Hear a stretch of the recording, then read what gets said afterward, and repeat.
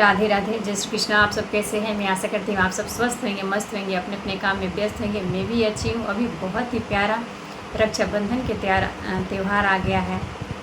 भाई चाहे कैसे भी रहे, कहाँ भी रहे, लेकिन रक्षाबंधन के दिन बहन को याद करता है, बहन भाई को याद करते हैं। तो मेरा ये प्यारा सा गीत सुने और ज़्यादा से ज़्यादा सपोर्ट करिए, शेयर करिए। तो चलिए देर न करते हुए बहुत ही प्यारा मैं भाई और बहन के गीत सुना रही हूँ रक्षाबंधन के। आप लोग सुनिए। रखिया बान्हाला भैया हाथावा में, रखिया बान्हाला भैया हाथावा में, आवा तिलक लगाई दी भैया माथावा में, आवा तिलक लगाई दी भैया माथावा में, आवा तिलक लगाई दी भैया माथावा में।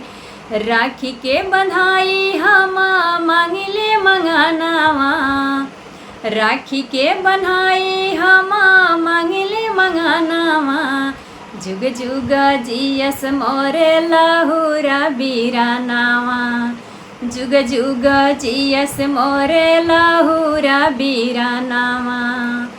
माई बाबू के रखी है अपना साथावा में, माई बाबू के रखिया अपना साथावा में, आवा तिलक लगाई दी भैया माथावा में, आवा तिलक लगाई दी भैया माथावा में। राखी के भैया बड़ा त्योहार बा, राखी के भैया बड़ा त्योहार बा, बहिनी के बस यही दिन के इंतजार बा, बहिनी के बस यही दिन के इंतजार बा। दुल्हा बन के बैठा जबारा थावा में, दुल्हा बन के बैठा जबारा थावा में, आवा टिकवा लगाई दी भैया माथावा में, आवा टिकावा लगाई दी भैया माथावा में।